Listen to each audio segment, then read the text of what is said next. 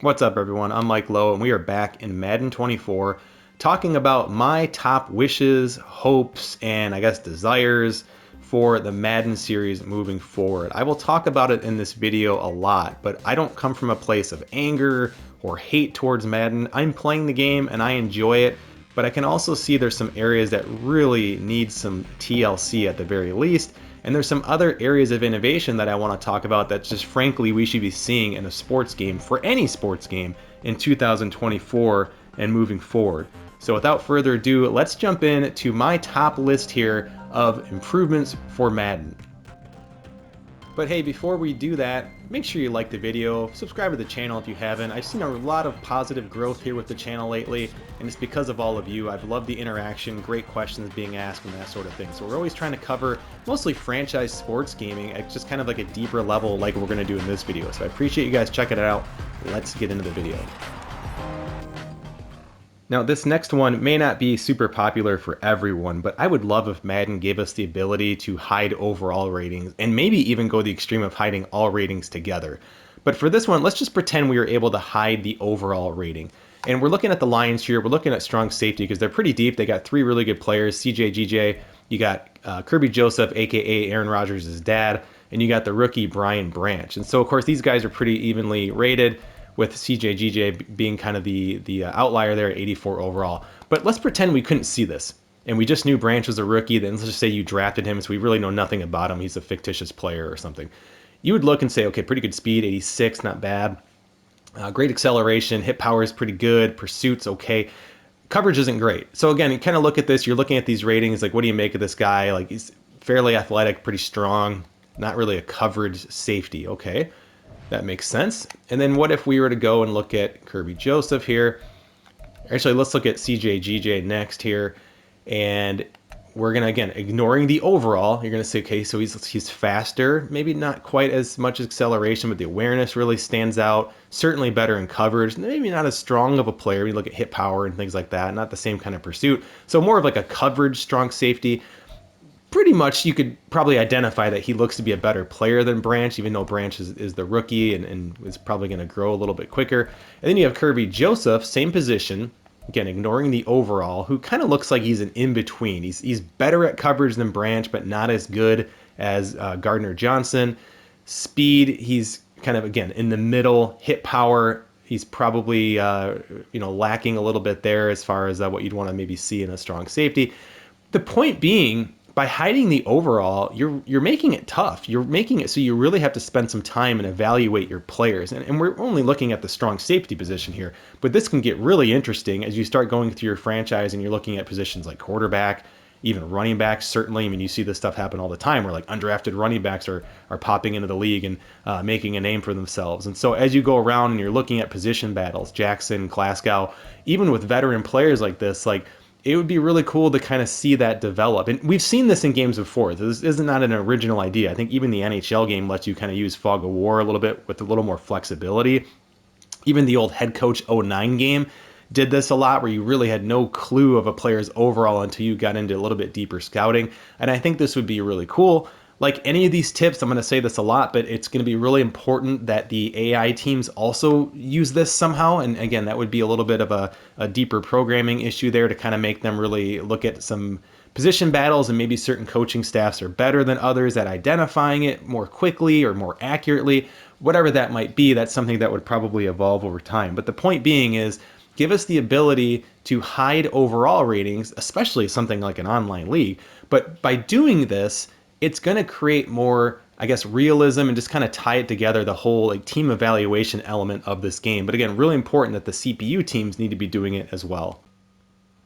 We've now jumped ahead to the end of this simulated season that I created for this video, and kind of building upon some of the elements we talked about earlier when we are masking overalls and how it would add a lot of dynamic, I guess, player movement in the depth chart. I want to talk more specifically about quarterback depth chart usage and really a huge issue I see here in the game that's really been kind of a problem the last number of years.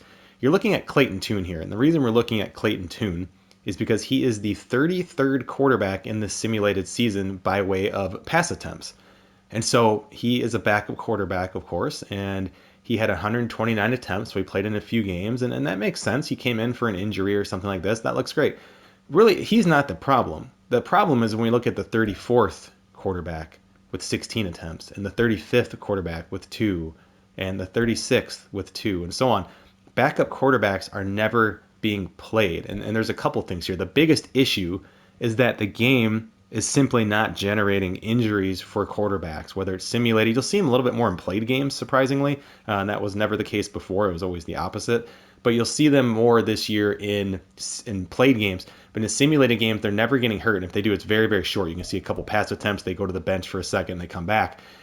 Just not seeing this enough. And so on top of that, that's the biggest issue. You're also not seeing it because of positional depth chart challenges that we talked about in the previous segment there.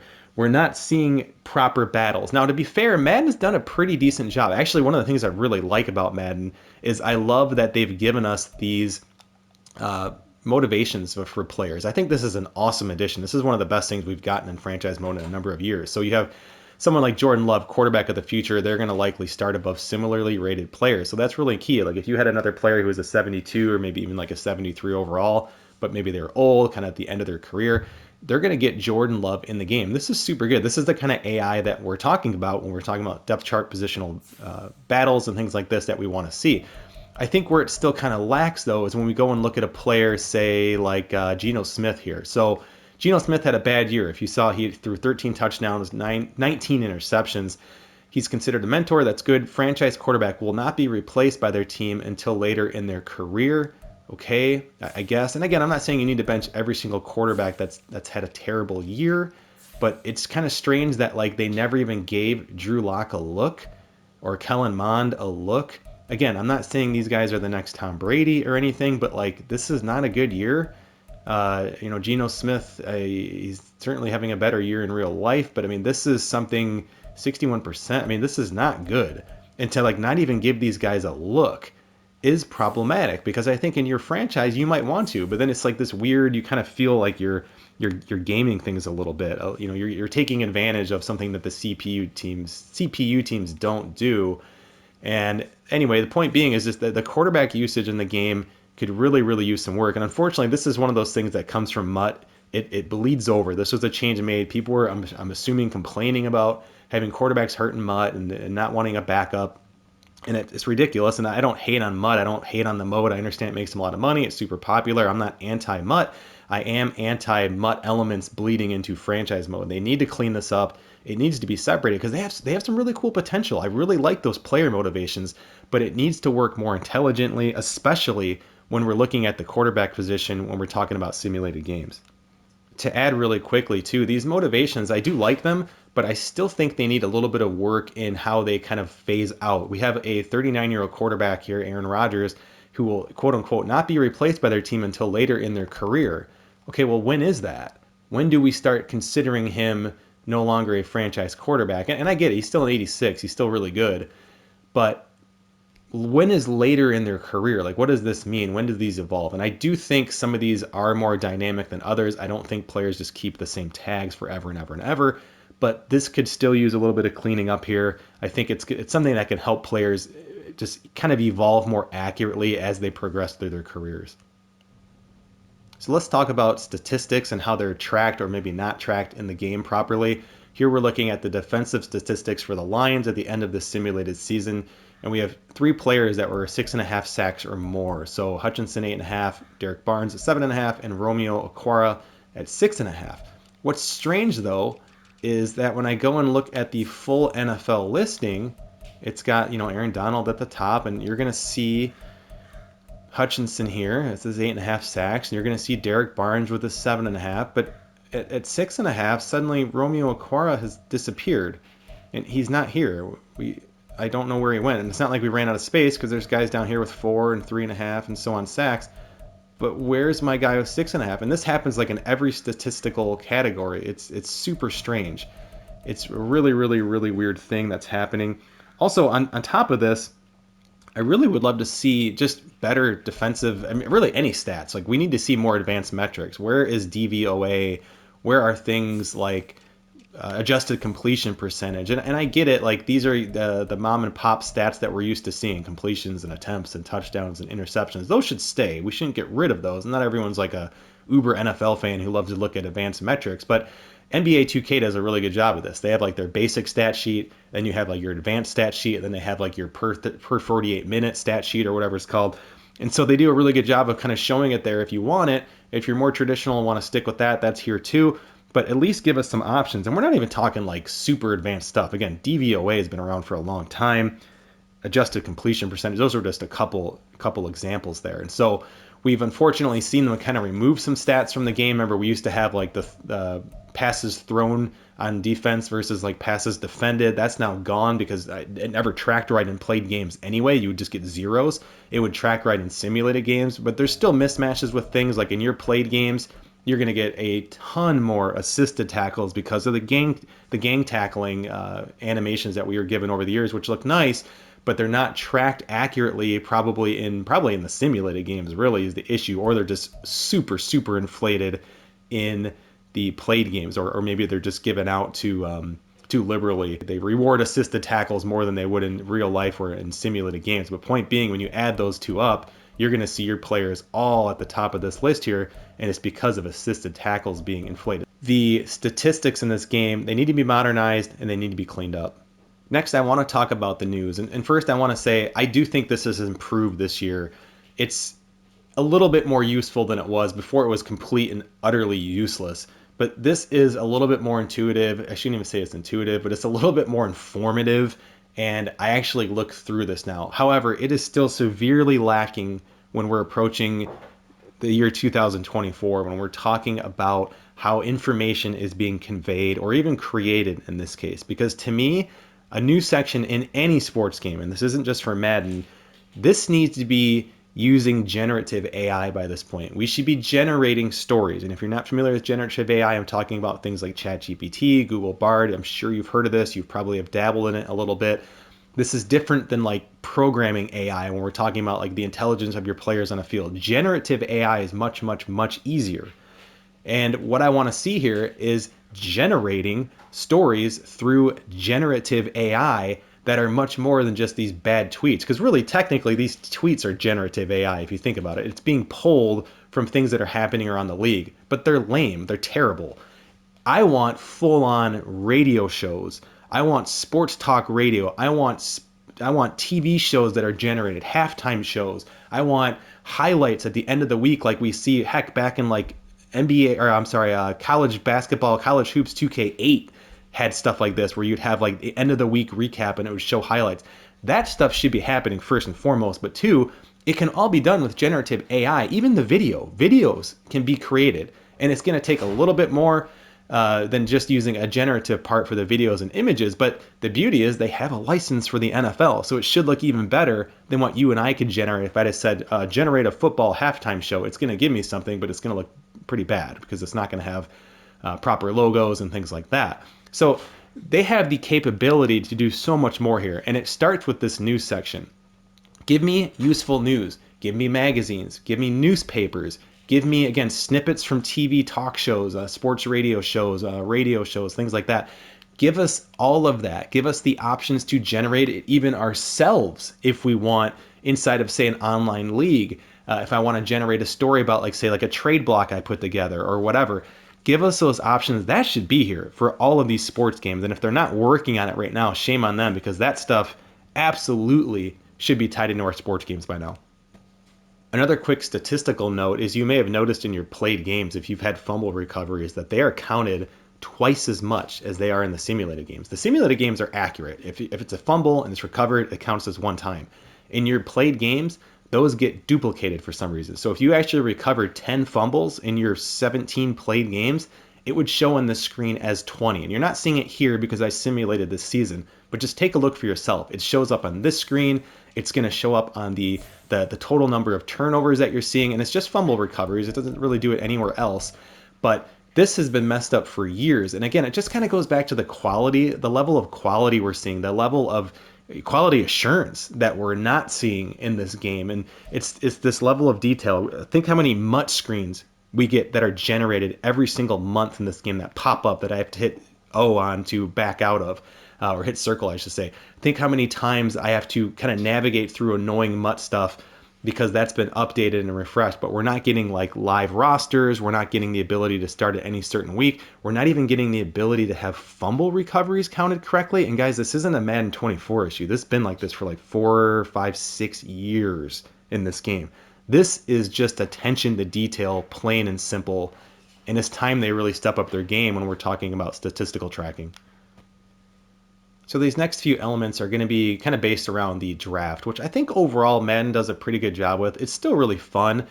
And I'll say, even though the draft itself maybe could use some work that I'll talk about, I think like the generated draft classes outside of the issues, like I know there's been big issues this year and I don't want to get into it in this video. There's plenty of other stuff out there about it. I know there's massive issues with importing custom draft classes and that kind of thing, and even the generated ones where players come out like with the wrong pictures and things like this. So it's a bit of a mess this year, and it has been patched, but still needs some more work. All of that aside, I really think their draft classes, when they're working properly, are actually really well done. There's a lot of intrigue. They're very unique year to year, and I love that they gave us the sliders this year to make those different adjustments to make draft classes even more unique. I wish you could use like a randomization button, but I guess maybe the game does that a little bit more anyway. So I did want to say I don't hate on the draft completely, but I don't really like where it is collectively as your league progresses and moves into the future with these fictional players. I think there's a lot left to be desired, let's just say. And so I want to talk about a few of those elements here moving forward. I've simulated to the end of that draft, and I'm showing you the trades screen. And one of my biggest pet peeves about the draft is that there are no trades that happen unless you do them yourself as the user. That's incredibly unrealistic. Now, you do see draft picks traded up until the trade deadline, and so I'm okay with that, but you never see first round picks being traded, I think, ever. You never really even see second round picks. It's always kind of like late picks for kind of like just depth chart players and things like this. The trades that don't really move the needle. It's really crazy to me for how popular the NFL draft is. Arguably the most popular draft in all of professional sports. And one of the most dramatic parts of an NFL draft is when there's trades made.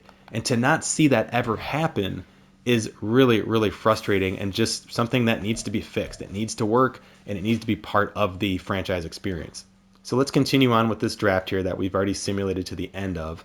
And we're just going to keep looking at the lines here. We got one player that I can actually cover a lot of issues just by looking at one player. So we have a 6th round pick here by the Lions, Dylan Sundberg.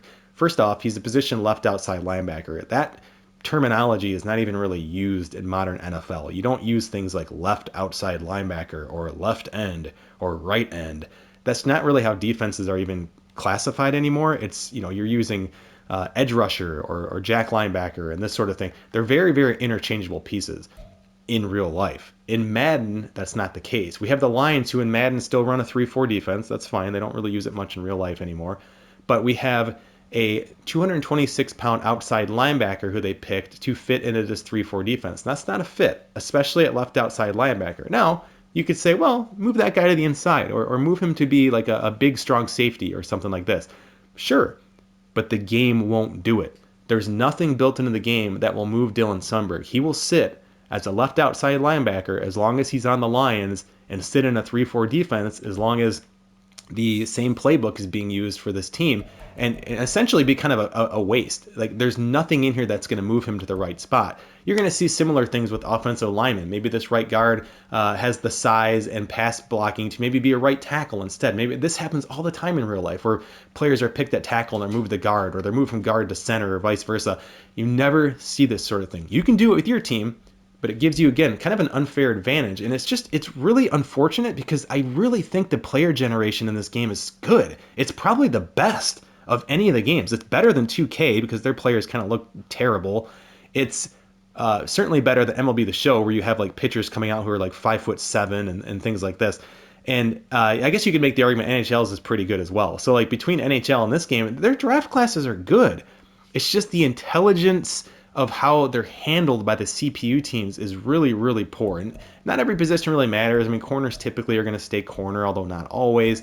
But even that, like, we have these designations. I mean, some players, like, I mean, the Lions are famous for this. They don't worry so much about designating players. Even someone like a Jahmyr Gibbs, they don't really even look at him necessarily as a running back. He's just an option on offense. He's a player who can get the ball.